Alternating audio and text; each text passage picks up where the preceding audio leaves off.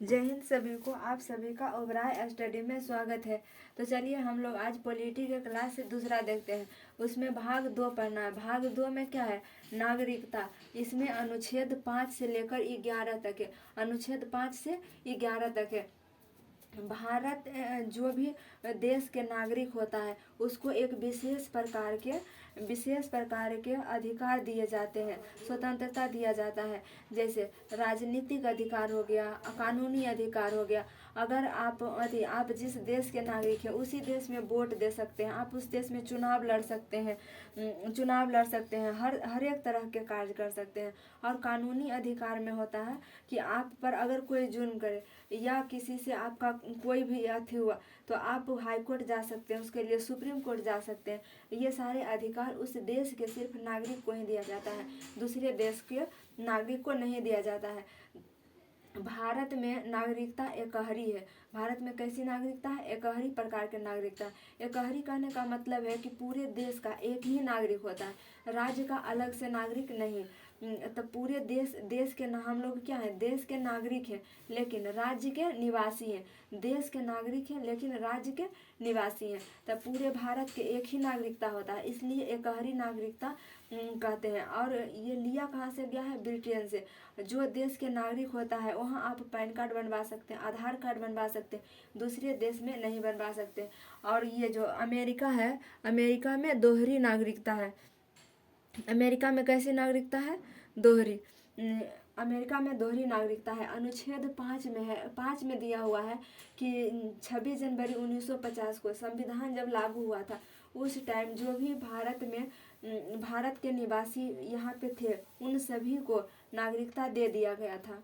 और अनुच्छेद 6 में है कि संविधान लागू होने से पहले या संविधान बनने से पहले जो भी पाकिस्तान से भारत आ गए थे उन सभी को नागरिकता दे दिया गया था। और 19 जुलाई 1948 को परमिट रूल आ गया था।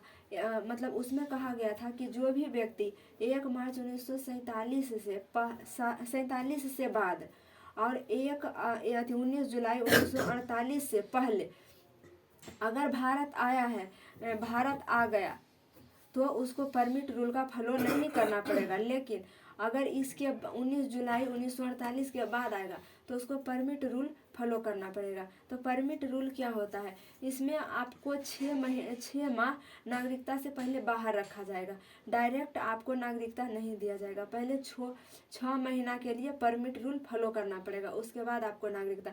उसमें आपका लक्षण देखा जाएगा कि आप किस टाइप के आदमी हैं। तो चलिए इसके बाद परमिट रूल कब आया था? 19 जुलाई 1948 को।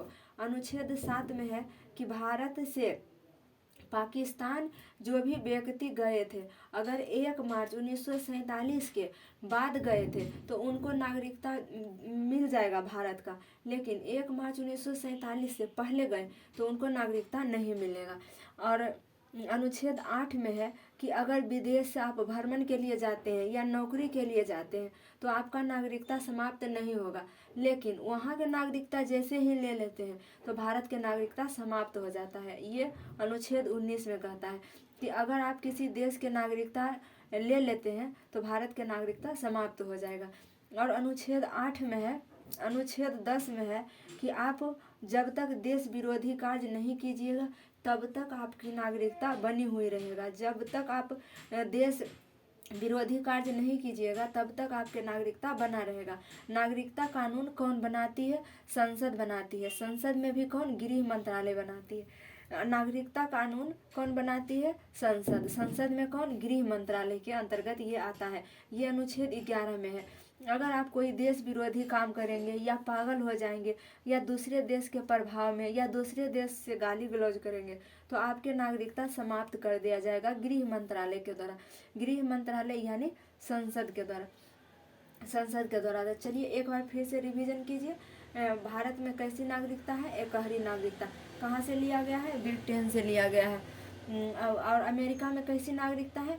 दोहरी नागरिकता है। और अनुच्छेद 5 में क्या है कि संविधान लागू जिस दिन संविधान लागू हुआ था उस टाइम जो भी भारत में थे उन सभी को नागरिकता दे दिया गया था। और अनुच्छेद 6 में क्या है?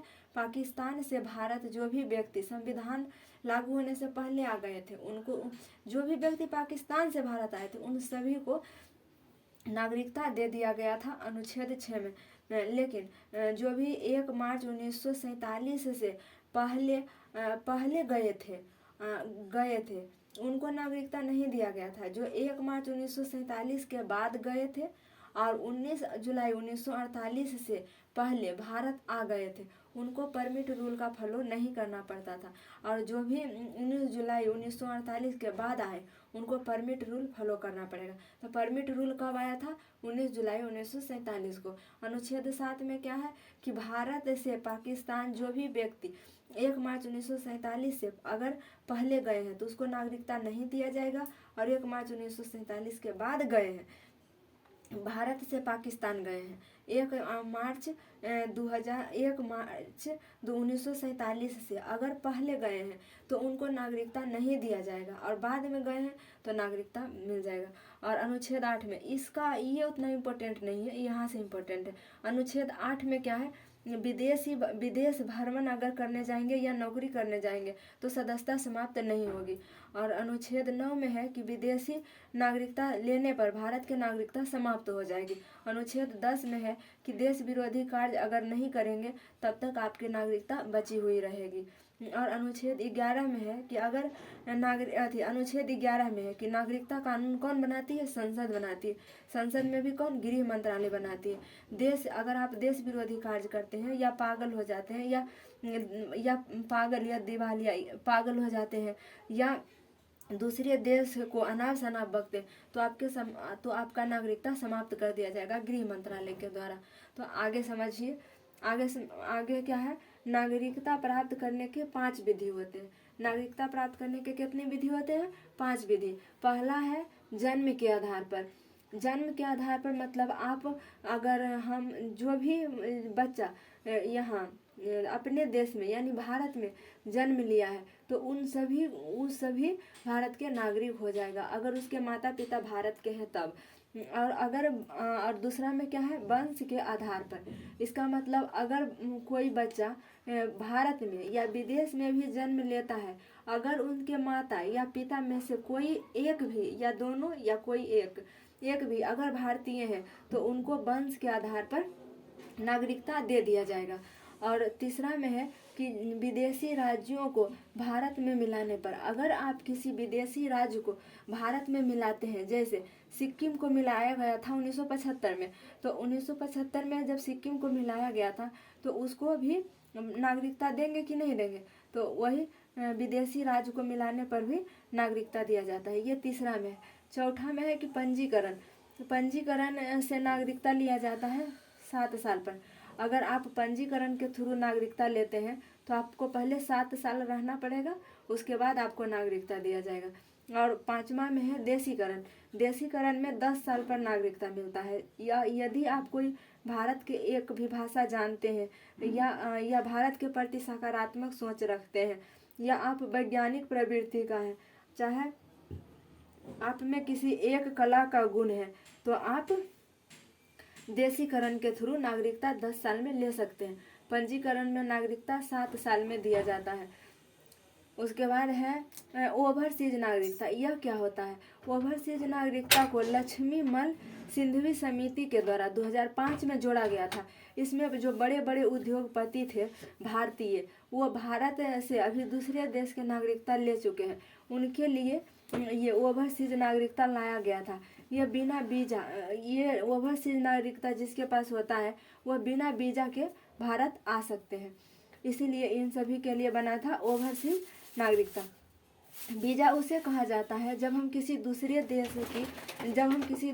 देश जाने की अनुमति लेते हैं, उसी अनुमति को वीजा कहा जाता है। और पासपोर्ट कहा जाता है जब हम अपने देश को छोड़कर दूसरे देश में जाते हैं तो उसे पासपोर्ट कहा जाता है। तो एक बार नागरिकता के कितने प्रकार है? 5। पहला में जन्म के आधार पर, दूसरा में वंश के आधार पर, तीसरा में विदेशी राज्यों को भारत में मिलाने पर, और चौथा में है पंजीकरण के आधार पर, 5वां में है देशीकरण के आधार पर। पंजीकरण में कन्फ्यूजन होगा कि 5 साल के पहले था 5 साल, इसलिए इसका नाम पंजीकरण पड़ गया। तो अब इसका ईयर बढ़ाकर 7 साल कर दिया गया। तो पंजीकरण में कितने साल में नागरिकता मिलता है? 7 साल में। और देशीकरण में 10 साल में। तो चलिए नागरिकता के प्राप्त करने की कितनी विधि है? 5 विधि। पहला में जन्म के आधार पर, दूसरा में वंश के आधार पर, तीसरा में राज्य को अगर आप मिलाएंगे तो उसको नागरिकता देंगे, 4 में पंजीकरण है और 5 में देशीकरण है। एक ओवरसीज नागरिकता हो गया जो लक्ष्मीमल संधि समिति के द्वारा 2005 में जोड़ा गया, जो बड़े बड़े उद्योगपति को दिया जाता है वीजा मुक्त भारत आने के लिए, जो पहले भारतीय थे अभी दूसरे देश में रहते हैं। और एक वीजा तो बता ही दिए और पासपोर्ट का मतलब भी समझा दी। तो चलिए मिलेंगे नेक्स्ट क्लास में, तब तक के लिए जय हिंद।